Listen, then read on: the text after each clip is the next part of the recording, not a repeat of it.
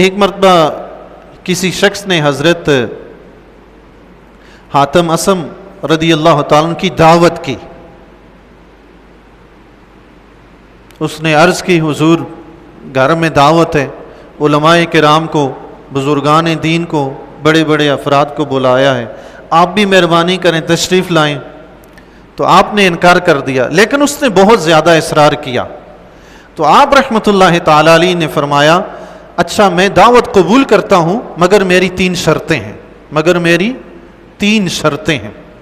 تو آپ رحمۃ اللہ تعالی علیہ نے فرمایا میری پہلی شرط یہ ہے کہ میں جہاں بیٹھوں گا تم مجھے اٹھاؤ گے نہیں، میری مرضی میں جہاں بھی بیٹھ جاؤں. اور میری دوسری شرط یہ ہے کہ میں جو چاہوں کھاؤں، تم اعتراض نہیں کرو گے. اور میری تیسری شرط یہ ہے کہ میں جو کہوں گا تمہیں میرے حکم کی تعمیل کرنی ہوگی، تمہیں میری بات ماننی ہوگی. اللہ، وہ شخص بڑا پریشان ہوا کہ اللہ جانے کیا حکم دیں گے، کیا کہیں گے، کہاں بیٹھیں گے، کیا کریں گے. بہرحال اس کا دل تھا کہ گھر تشریف لائیں، کسی طرح میرے گھر کو رونق بخشیں، برکت حاصل ہو. اس نے عرض کی حضور ٹھیک ہے آپ تشریف لے آئیے گا. دعوت کے وقت حضرت حاتم اسم رضی اللہ تعالیٰ عنہ اس کے گھر تشریف لے گئے، اور جاتے ہی آپ رحمۃ اللہ تعالیٰ علیہ نے اپنے بیٹھنے کے لیے اس جگہ کا انتخاب کیا جہاں دعوت میں آنے والے افراد نے اپنے جوتے اتارے ہوئے تھے. اللہ، آپ وہیں جوتوں والی جگہ پر بیٹھ گئے. میزبان آئے، اس نے عرض کی حضرت یہ کیا کر رہے ہیں آپ، یہ کہاں بیٹھ گئے. انہوں نے کہا میں نے تمہیں کہا نہیں تھا کہ میری شرط جہاں میں چاہوں گا بیٹھوں گا، تم نے کچھ نہیں کہنا. وہ بیچارہ چپ ہو گیا، اب کیا کریں، اب بیٹھ گئے. آپ رحمۃ اللہ تعالی علیہ نے اپنے پاس سے ہی 2 خشک روٹیاں نکالی اور انہیں کھانا شروع کر دیا. اب میزبان دیکھتا رہ گیا، میرا پکا ہوا طعام تھا وہ نہیں تناول فرما لے اپنے پاس سے. یہ اللہ والے جو ہوتے ہیں نا، یہ دعوتوں سے گریز اس لیے کرتے ہیں کہ رزق حلال اور حرام کا شبہ ہوتا ہے. ہمارے ہاتھ تو کمانے میں لگے رہتے ہیں، آنکھیں نہیں دیکھتی کہ یہ حلال آتا ہے یا حرام آتا ہے، اور یہ اللہ والے ان چیزوں سے بہت دور رہتے ہیں. تو وہ میزبان کے گھر تو آ گئے مگر روٹیاں 2 خشک اپنی نکال کر کھائی. میزبان خاموش رہا. جب روٹی تناول فرما چکے، اہل دعوت بھی کھانا کھا چکے، تو آپ رحمۃ اللہ تعالی علیہ نے میزبان سے فرمایا ایک گرم توا لے کر آؤ. توا گرم کر کے، صحیح تیز گرم کر کے لے کے آؤ. اس نے حکم کی تعمیل کی. گرم توا، انتہائی شدید گرم، وہ لے کر آیا اور اس نے آپ کے سامنے رکھ دیا.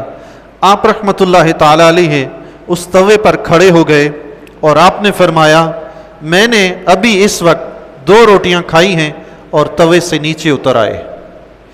آپ رحمۃ اللہ تعالی علیہ نے فرمایا اب جتنے میں یہ دعوت میں کھانا کھانے والے ہیں تم سب باری باری آؤ اور اس گرم توے پہ کھڑے ہو کے اپنے کھانے کا حساب دو، اس وقت کس نے کتنا کھایا ہے. اللہ، وہ سارے پریشان ہوئے. انہوں نے عرض کی حضور ہم تو یہ نہیں کر سکتے.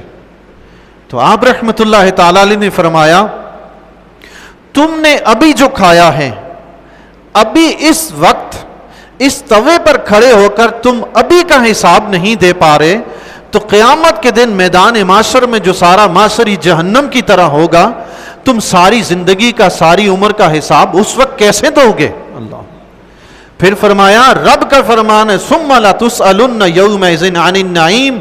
اس دن تم سے، قیامت کے دن تم سے دنیا میں جو نعمتیں اللہ نے دی ہیں تم سے ان نعمتوں کے بارے میں پوچھا جائے گا.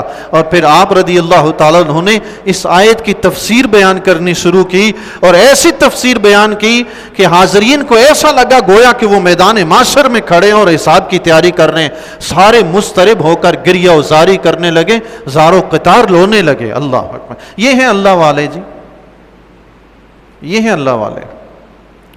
دعوت قبول کرتے ہیں تو دسترخوان پہ چوڑے ہو کر نہیں بیٹھتے. بریانی میں بوٹیاں کم ہے، تھوڑی بولٹیاں ڈال کے لے آؤ، اس میں تھوڑی بوٹیاں ڈالنا. یہ زردے میں تھوڑا سا مٹیریل کم ہے، اس میں کچھ اور بھی ڈال کے لانا. نہیں، ایسا نہیں ہے. جو مل گیا وہ کھا لیا، اس پہ اللہ کا شکر ادا کیا، بلکہ کوشش کرتے ہیں کہ وہ کسی پہ بوجھ بنے ہی نہیں. اللہ والے ایسے ہوتے ہیں، وہ کسی پہ بوجھ نہیں بنتے. اپنے گھر سے لا کے کھایا، جوتی والی جگہ پر بیٹھے، اللہ اکبر، یہ تاکہ تکبر اور غرور، نفس امارہ جو سرکشی کرتا ہے، نفس جو بڑائی چاہتا ہے، وہ مر جائے، مٹ جائے، ختم ہو جائے۔ اللہ